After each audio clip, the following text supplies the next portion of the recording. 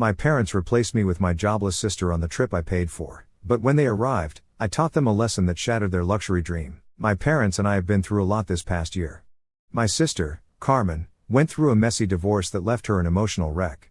When I say messy, I mean a full-on disaster. Arguments about money, her ex trying to keep the dog, late-night crying sessions that woke up half the neighborhood. It wasn't pretty. Carmen basically fell apart, and my parents and I had to pick up the pieces. My mom, Anna, was running around doing everything for her, helping her move out, dealing with lawyers, even cooking for her some nights because she was just too fragile right now. My dad, Javier, tried to play it cool, but you could tell the whole thing was wearing him down. He started looking 10 years older in just a few months. And me?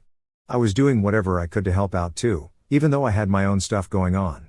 I work full-time and have my own bills to pay, but I still chipped in for things like Carmen's groceries when she ran out of money, which was often. I even gave her my old car after hers broke down because she couldn't handle the stress of buying a new one.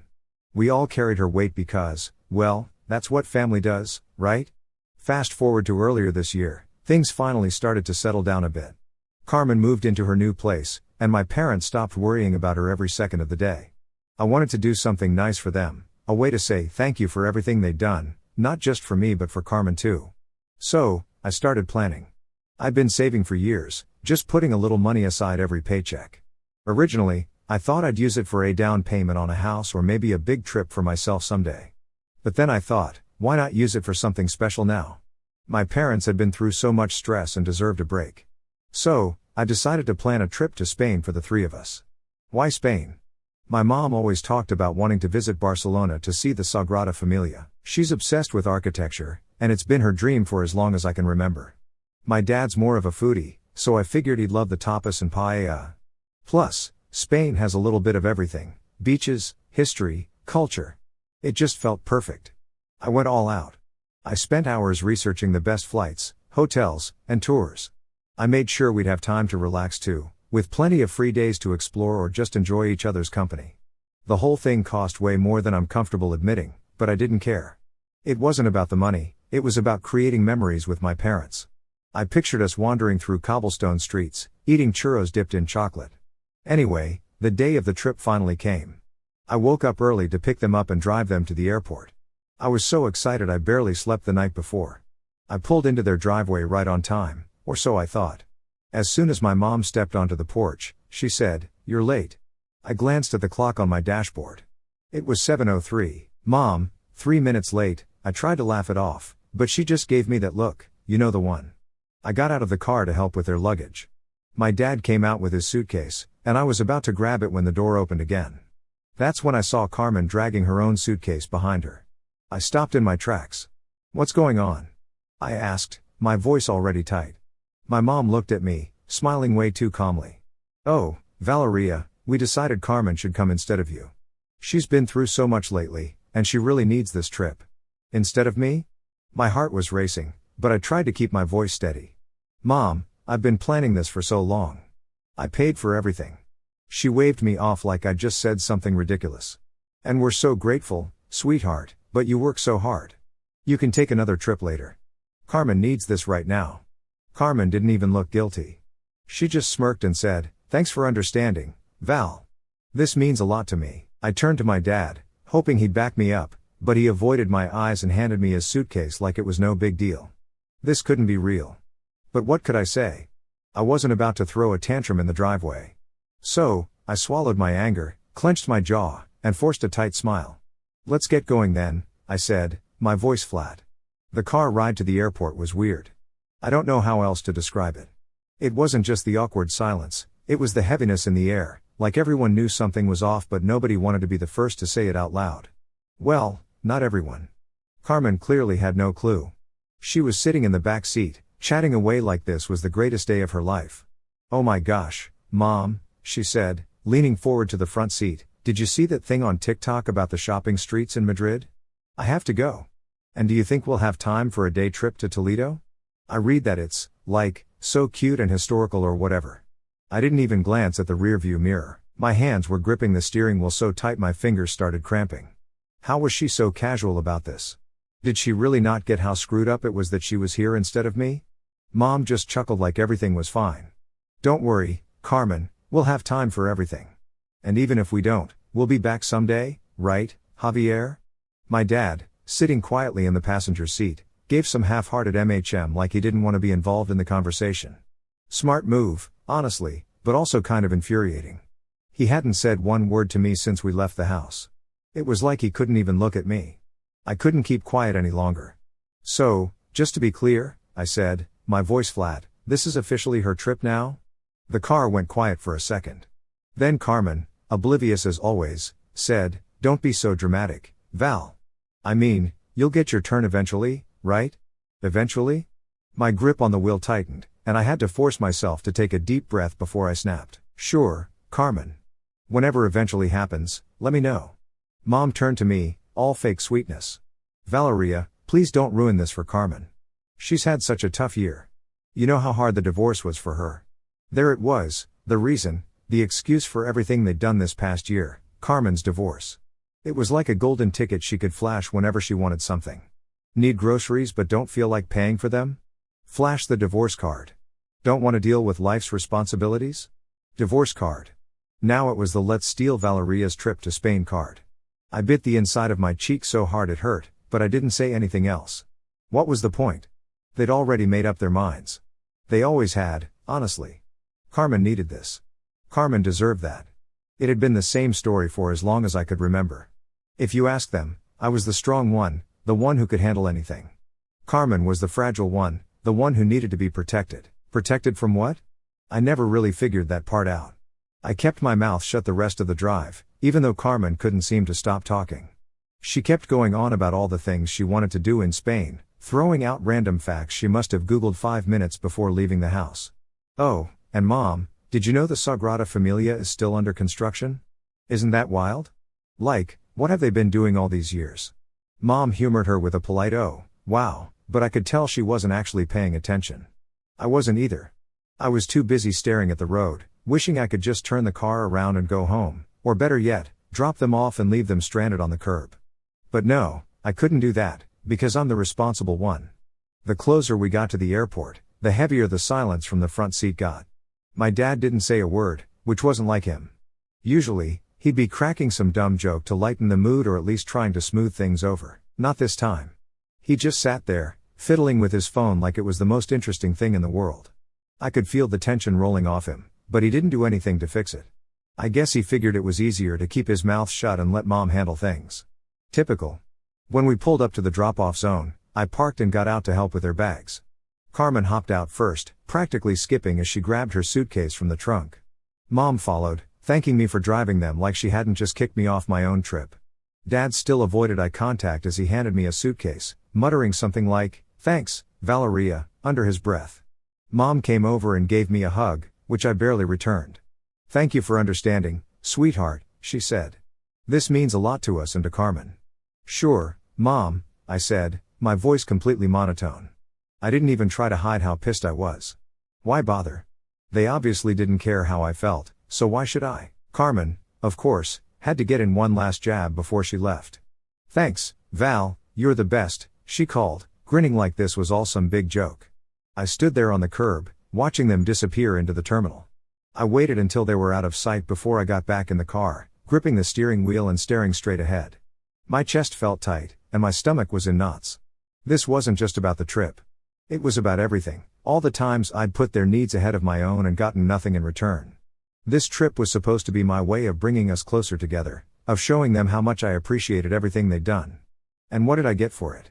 A slap in the face. The drive home was a blur. I couldn't stop replaying the whole thing in my head over and over again, Carmen's smirk, Mom's dismissive tone, Dad's silence. It all felt so unfair. By the time I pulled into my driveway, the anger had completely taken over. I sat in the car for a few minutes, gripping the wheel so hard my fingers started to ache. Then I got out, slammed the door behind me, and marched into the house. I didn't even bother taking off my shoes when I sat down. My hands were still shaking, not because I was nervous or upset, but because I was angry. Furious, really. The kind of anger where you can feel it bubbling in your chest and pounding in your head, and you know if you don't do something, you're going to explode. I opened my laptop, pulled up my email, and just stared at the screen for a second. The itinerary for the trip was right there in my inbox, taunting me like some cruel joke. Flights, hotels, tours, everything, all meticulously planned and paid for by me. All for a trip I wasn't even invited on anymore. I clicked on the hotel confirmation first. The boutique hotel in Madrid. I'd chosen it because it was supposed to be charming and intimate, with amazing reviews about the service and location, a place where we could relax after long days of sightseeing and enjoy each other's company. Well, apparently, that was just for Carmen now. Not anymore, I muttered under my breath. It took about 3 clicks to cancel the reservation. I didn't even hesitate. The moment I hit cancel booking and saw the confirmation email pop up in my inbox, I felt a small sense of satisfaction. It wasn't much, but it was a start. Next was the villa in Seville. This one stung a bit more because I'd splurged on it. I mean, it had a private pool, a huge terrace, and was right near the old town. It was probably the nicest place I'd ever booked, and I'd been so excited about it. I could picture us sitting by the pool, laughing and sharing stories, finally feeling like a family again after everything we'd been through. Except now, it would have just been Carmen sitting there, sipping iced tea and living her best life. Yeah, no, I said to myself, shaking my head. Cancel. The email popped up almost instantly. Another one down. The tours were next. I'd booked 2 private tours because I wanted us to have a more personal experience, to really connect with the places we were visiting without being stuck in some big tourist group. But now, they could wander around aimlessly for all I cared. Cancel. Refund. Done. I sat back in my chair for a second, letting the cancellations sink in. It felt good, really good. Not just because I was getting my money back, although that was a bonus, but because it felt like I was taking control of something that had been completely ripped away from me. Then I remembered the flights. I pulled up the airline's website and logged into my account. The flights were probably the most expensive part of the whole trip, especially since I'd upgraded my parents and myself to business class. It was supposed to be a treat, something special for them after all the stress they'd been through. But now, the thought of Carmen sitting in business class, reclining in a comfy seat and sipping orange juice, made my blood boil. I couldn't cancel their flights entirely, they'd already checked in, but I could downgrade them back to economy. They went. I clicked through the options, feeling a little guilty for about half a second. But then I remembered the smug look on Carmen's face when she said, "Thanks for understanding, Val," and the guilt evaporated. Downgrade. Confirm. Done. I leaned back again, staring at the screen. There was one last thing to deal with, the return flight. I clicked on the return flight details, my finger hovering over the cancel button for a second. I hesitated. Was this too far? Would they be stranded in Spain, completely helpless? Then I remembered who I was dealing with. My parents weren't helpless. They'd figure it out, just like they'd figured out how to replace me on this trip. Good luck with this one, Carmen, I muttered and hit the button. Cancel. Confirm. Done. The email popped up, and I stared at it for a long time. I felt lighter, I guess, like some of the weight that had been crushing me all day had finally been lifted. I closed my laptop and stood up, stretching my arms. My chest didn't feel so tight anymore, but the anger wasn't completely gone. Not yet. I walked into the kitchen and grabbed a glass of water, sipping it slowly as I thought about what I'd just done. Part of me still felt guilty, like maybe I'd gone too far. But then I remembered why I'd done it. No, I didn't go too far. If anything, I'd done exactly what I needed to do. By the time I finished my water, I felt calmer. I grabbed my phone and scrolled through my emails, double-checking the cancellations to make sure everything was in order. They were still going to Spain, but they weren't going to have the luxury vacation I'd planned for them. They'd have to figure it out on their own now, and honestly, that felt like justice. I left my laptop on the kitchen table and went to my room, grabbing a book from my nightstand. I wasn't in the mood to read, but I needed something to distract me, anything to take my mind off the day I just had. As I lay there, flipping through pages without really reading them, I felt a strange sense of satisfaction. For once, I hadn't just rolled over and let them walk all over me. I'd stood up for myself, even if it was in a quiet, behind-the-scenes way.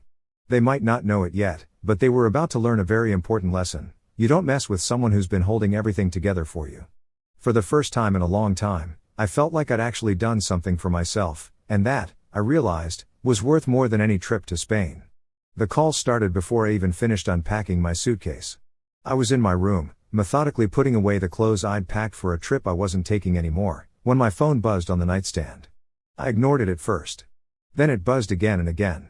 I sighed, picking it up to see the barrage of notifications, missed calls, voicemails, texts, all from my mom. Naturally, I scrolled through the messages, each one sounding more frantic than the last. Anna, Valeria, We can't check into the hotel. They don't have our reservation. Call me right away. Anna, this isn't funny. Fix this now. Anna, what's going on? The front desk says we have no tours booked either. I smirked. Yeah, they were starting to figure it out.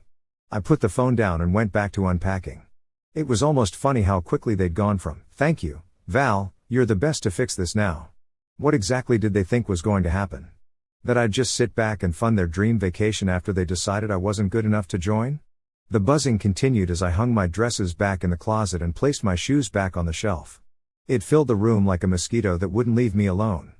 By the time I finished unpacking, I couldn't take it anymore. I grabbed my phone and answered the next call. Valeria, Mom's voice came through, loud and sharp, like she'd been waiting for me to pick up for hours. What did you do? The hotel says the reservation was cancelled, and none of the tours are booked anymore. I cancelled them, I said, deadpan. There was a long pause. I could almost picture her standing in the middle of the hotel lobby, her mouth opening and closing like a fish. Why would you do that? She finally hissed. Oh, I don't know, I said, leaning back in my chair. Maybe because you decided to cut me out? You're lucky I even drove you to the airport. We thought you'd understand, she said, her tone shifting to something resembling guilt. Carmen needed this. And I didn't? I snapped. I've been helping you support her all year. I've paid for everything, and when I finally do something for myself, you kick me out of it. No, Mom, I don't understand. Her voice grew sharper.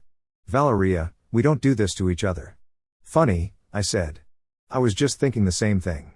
Before she could respond, Carmen's voice came through in the background. Mom, just hang up on her. She's being ridiculous. That was the last straw. You know what? I said, my tone icy. You wanted Carmen on this trip so badly, so now you can enjoy it with her.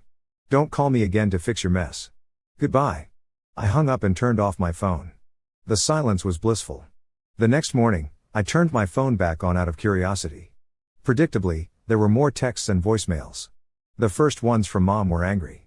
Anna, this is childish, Valeria. You've humiliated us. We don't deserve this. Then they started to shift. Anna, please, just fix this. We're your parents. Dad had even chimed in, which surprised me. He usually stayed out of stuff like this. Javier, Valeria, this isn't like you. Let's talk. And, of course, Carmen had to add her 2 cents. Carmen, just fix it already. I rolled my eyes and set the phone down. If they thought guilt-tripping me was going to work, they clearly didn't know me as well as they thought. By the third day, their frustration must have hit a boiling point because the text got even more dramatic. Anna, Valeria, you need to call me back right now. The hotel we found is awful, and the tours we tried to book are all sold out. Carmen, thanks for nothing, Val. I wasn't sure if I should laugh or feel annoyed. They were really struggling to handle this on their own. It almost felt satisfying to see how quickly things fell apart without me around to pick up the pieces. Eventually, I got curious and decided to answer when Dad called.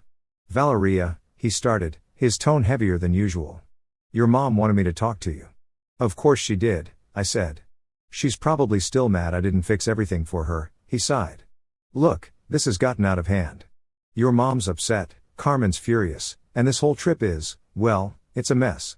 Sounds about right, I said, not bothering to hide my satisfaction. But you're better than this, he continued, like he thought I'd fold under a little flattery. You've always been the reasonable one, the one who keeps everything together. That struck a nerve. You're right, I said. I am the one who keeps everything together, and I'm tired of it. Valeria, this isn't just about the trip, he said, trying to sound calm. Family, we should work through this together. Family? I said, my voice rising. Is that what we're calling this? Because to me, it feels like I'm just the backup plan whenever Carmen screws up. There was silence on the other end of the line. Finally, he said, I don't know what you want me to say. I don't need you to say anything, I replied. I need you to understand that I'm done. You made your choice when you decided I wasn't important enough to be part of this trip. Now you can live with it. I hung up before he could respond and turned my phone off again. By the time I turned my phone back on, the silence had been blissful, but I had this nagging feeling they hadn't let it go. Sure enough, as soon as my phone powered up, the notifications came pouring in like a floodgate had burst. It was like they thought spamming me would somehow make me cave. I scrolled through the messages, and honestly, it was almost impressive how many emotions they managed to pack into their frantic texts. Anna, Valeria, this is getting out of hand. We need to talk. Carmen, seriously, Val, you're so petty for this. Mom is losing her mind, and it's your fault. Anna, the second hotel we found is awful. We can't even figure out the air conditioning, and it's so loud here. How could you do this to us? I opened a voicemail from Mom because I figured it would at least be entertaining. Her voice came through, sharp and angry at first. Valeria, I don't know what you think you're doing, but this is unacceptable. We are stranded here, trying to salvage this trip, and you've made it impossible. Carmen is devastated, and your father and I, she paused, and her tone softened, probably hoping to guilt me into feeling bad. We're so disappointed in you. This isn't who you are. Call me back so we can sort this out. I laughed out loud. This isn't who you are?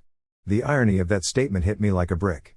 Who I was, apparently, was the one who always put them first, who always made sure things ran smoothly, no matter how much it cost me, financially, emotionally, or otherwise. Well, not anymore. Over the next couple of days, the texts kept coming, but they started to shift. Instead of just angry rants, there were hints of desperation. Javier, we just want to understand why you're so angry. That one almost made me laugh. Why I was so angry. Really? After everything they'd done, they still didn't get it. But I wasn't going to explain it to them again. They could figure it out on their own. Meanwhile, I spent my days enjoying the peace and quiet without their constant demands hanging over me. I finally had time to focus on myself. Of course, the peace didn't last long. On the fourth day, Mom called again, and for some reason, I answered. Maybe I was bored, or maybe I just wanted to see what excuse she'd come up with this time. Valeria, she barked as soon as I picked up, this isn't funny anymore. We are struggling here. Do you have any idea how embarrassing this is? We're in this horrible hotel, and we don't know how to get anywhere because the tours you canceled were supposed to include transportation. So, you're mad because you actually have to plan things for yourselves? I asked, my tone completely deadpan. You're acting like a child, she snapped. And you're acting like I owe you something, I shot back. Guess what, Mom? I don't. That was it for me. Enjoy the trip, I said, my voice dripping with sarcasm. Oh, wait, you can't because you're completely unprepared. Not my problem. Goodbye. If they wanted to act like I didn't matter, then they could figure out how to survive Spain without me. By the time their flight back home was due, I had fully settled into my quiet, stress-free routine. My phone stayed off most of the time, and I'd only turned it on once or twice to check for anything important, work, friends, bills, things like that. The endless stream of texts and voicemails from my parents and Carmen didn't exactly qualify as important, so I just ignored them. I'd gotten used to the silence.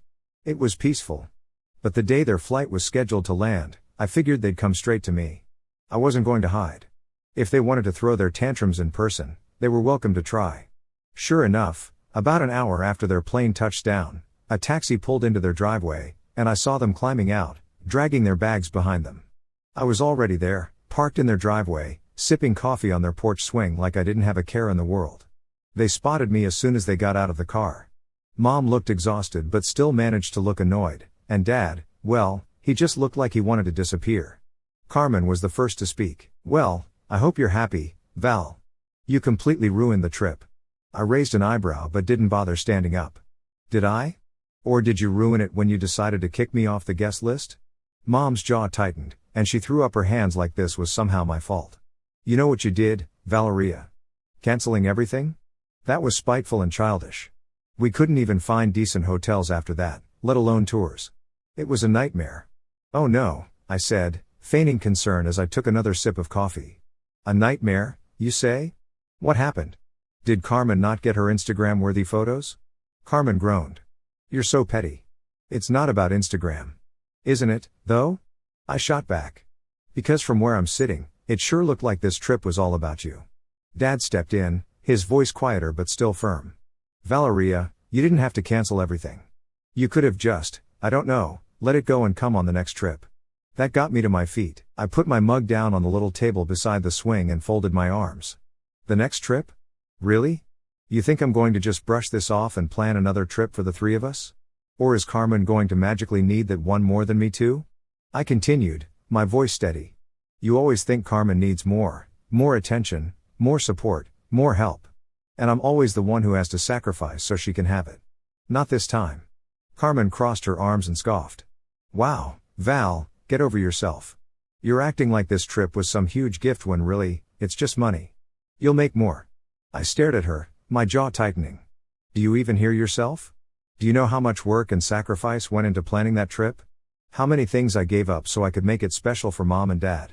And you just waltz in at the last minute and take it like it's owed to you. You're unbelievable. We didn't mean to make you feel like that, Dad said, but his voice was weak. But you did, I said, holding his gaze. And now you're upset because I didn't just roll over and take it. You're mad because I finally said enough is enough. Mom's face softened a little, and for a second, I thought she might actually apologize. But then she said, we just thought you'd understand, Valeria. You're so strong, and Carmen. Carmen isn't. I finished for her. Yeah, I got the memo. I've been hearing it my whole life. Guess what, Mom? Being strong doesn't mean I don't have feelings, and it doesn't mean I'm okay with being treated like I don't matter. There was silence for a moment, and I could see the wheels turning in Mom's head. Carmen looked like she wanted to say something snarky, but for once, she kept her mouth shut. Finally, Dad broke the silence. We're sorry, Valeria. We didn't think about how much this would hurt you. I raised an eyebrow. No, you didn't. And that's the problem. You never think about me. You just assume I'll keep holding everything together while you focus on Carmen. Well, not anymore. From now on, I'm putting myself first. Mom's lips tightened, but she didn't argue. I could tell she wanted to, but she didn't have a leg to stand on. Good, I said, picking up my bag from the swing. I'm glad you're back safe, but don't expect things to go back to the way they were. I'm done being your doormat. I walked to my car, ignoring their calls for me to stop. As I pulled out of the driveway, I glanced in the rearview mirror. Mom looked stunned, Dad looked defeated, and Carmen just looked pissed. A few weeks after the blow-up with my parents and Carmen, I booked a solo trip to Spain. The idea came to me while I was scrolling through Instagram one night. Ironically, Carmen had posted some half-decent pictures from their trip, grainy selfies in front of the Sagrada Familia, an awkward group photo by the Alhambra. It looked like they'd patched together something resembling a vacation after I canceled everything, but it was nowhere near what I'd planned. That thought didn't fill me with guilt. It made me realize something: I didn't need to tie my happiness to theirs anymore. Why should I miss out on Spain just because they ruined my first plan? I had the money back from all the cancelled bookings, and the idea of going on my own started to feel freeing. No schedules to accommodate, no family drama, no compromises. Just me, doing what I wanted, when I wanted. When I flew back home, I felt lighter. My parents had texted me a couple of times while I was gone, and I'd skimmed through their messages. Mom was trying to sound apologetic, but it still had that undertone of guilt tripping she was so good at. Anna, hope you're enjoying your trip. Maybe we can talk when you get back. I didn't reply right away. I wanted to, but on my terms. I'd made that mistake too many times before, rushing to smooth things over just to keep the peace. Not this time.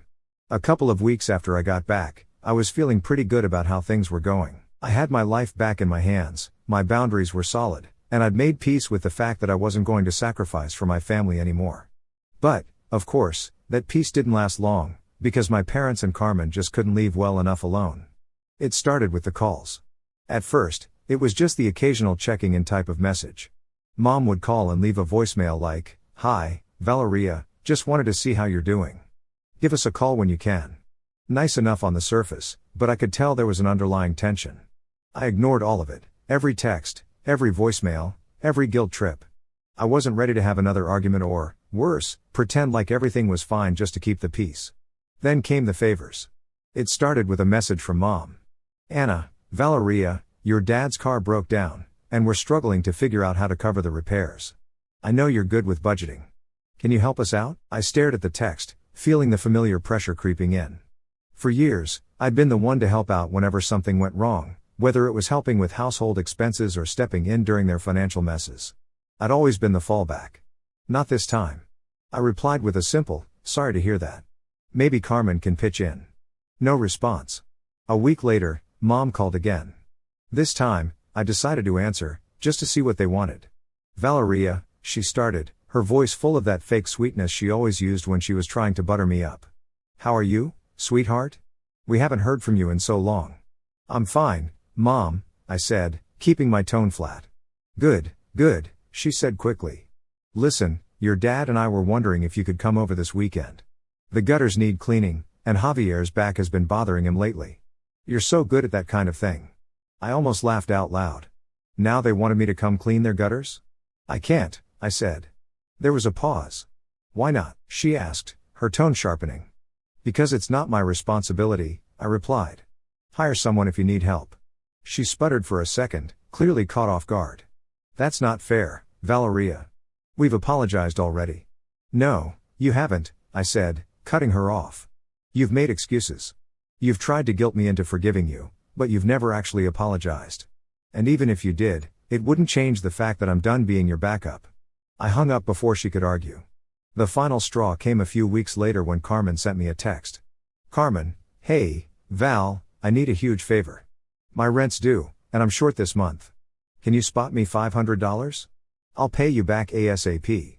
I stared at the message for a full minute, feeling the familiar anger rise up. After everything, she still had the nerve to come to me for money like nothing had happened. I typed out a quick reply and sent it before I could second guess myself. No. Her response came almost immediately. Carmen, seriously, after everything I've been through, you can't help me out? Wow, you're unbelievable. That was it. I was done. No more explanations, no more arguments, no more giving them the benefit of the doubt. The next morning, I sat down and wrote an email to my parents. It wasn't long or overly dramatic, it was simple and to the point. Hi, Mom and Dad, I've been thinking a lot about everything that's happened, and I've come to a decision. I need to step back from this family dynamic for my own well-being. For years, I've been the one to hold everything together, to sacrifice my own needs for the sake of keeping the peace, but I can't do it anymore. I need space to focus on myself and build the life I want, free from the constant pressure to fix everyone else's problems. This isn't a decision I've made lightly, but it's one I feel is necessary. I hope you'll respect my boundaries moving forward. Valeria. I hit send and blocked their numbers. In the weeks that followed, there were a few attempts to get through to me, emails from Dad, Facebook messages from Mom, even a friend of theirs reaching out on their behalf. I ignored all of it. It was hard at first, but as time went on, I realized how much lighter I felt without their constant demands and guilt weighing me down. For the first time in years, I was free to focus on myself without feeling like I owed anyone anything. Cutting ties wasn't easy, but it was the right decision. Some people might say I went too far, but honestly, I don't regret a thing. Sometimes, the best thing you can do for yourself is walk away, and that's exactly what I did.